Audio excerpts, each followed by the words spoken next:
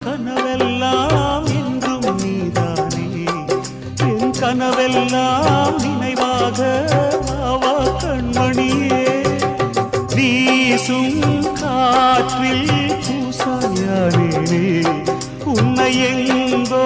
மனம் பேச உள்ளம் நொந்தேனே நாம் ஒன்று சேரும் திருநாளும் உருவாகும் ஜென்மங்கள் ஏழேழும் நாம் வாழ்வதை தடுத்திட